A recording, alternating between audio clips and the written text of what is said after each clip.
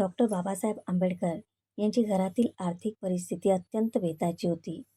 तरीही त्यांनी शिक्षण सोडले नाही. एकदा तालुक्यातील ठिकाणी बाबासाहेब हे 10वीची परीक्षा देणार होते. म्हणून बाबासाहेबांच्या वडिलांनी रामजी बाबा यांनी विचार केला की आपल्या घराची परिस्थिती ही कुटुंबाला तालुक्यात घेऊन जाण्यासारखी नाही. म्हणून रामजी बाबा यांनी बाकी कुटुंबाला घरी ठेवले. त्यानंतर बाबासाहेब आणि रामजी बाबा हे तालुक्याला गेले व तिथे त्यांनी एक भाड्याची खोली घेऊन बाबासाहेबांची परीक्षा होईपर्यंत राहू लागले. बाबासाहेबांना त्यांचे वडील रामजी बाबा स्वतः स्वयंपाक बनवून त्यांना खाऊ घालत होते. बाबासाहेब हे सकाळी 11 वाजता पेपर देण्यासाठी जात होते आणि पेपर संपल्यावर 3 वाजेपर्यंत खोलीवर परत येत होते.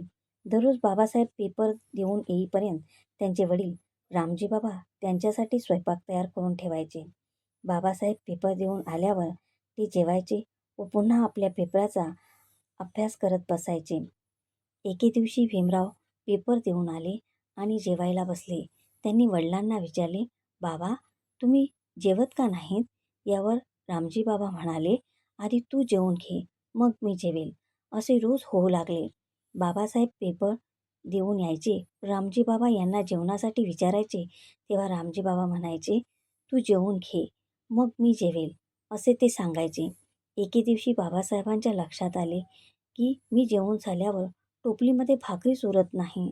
त्यांचे वडील त्यांना परीक्षेच्या काळात रोज पोटभर जेवून घालून स्वतः उपाशी पोटी झोपत होते. मग एक दिवशी बाबासाहेबांनी रामजी बाबा यांना विचारले, "बाबा, माझे जेवण झाल्यावर टोपलीमध्ये भाकरीच उरत नाही. मग तुम्ही इतक्या दिवसापासून काय खात आहात? रोज तुम्ही उपाशी तर राहत नाहीत ना? तुम्हाला भूक तर लागत नाही का?" यावर रामजी बाबा बाबासाहेबांना म्हणाले, "देवा, या भाकरीने माझी भूक भागणार नाही रे.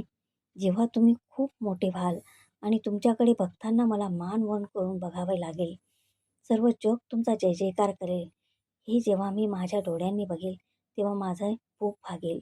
तोपर्यंत माझी भूक भागणार नाही." आणि भविष्यात बाबासाहेब यांनी आपल्या पित्याचे हे स्वप्न पूर्ण करून दाखवले.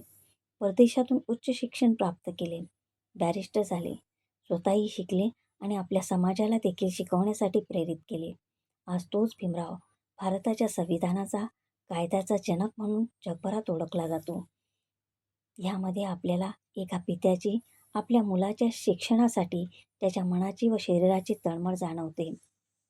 जय भीम.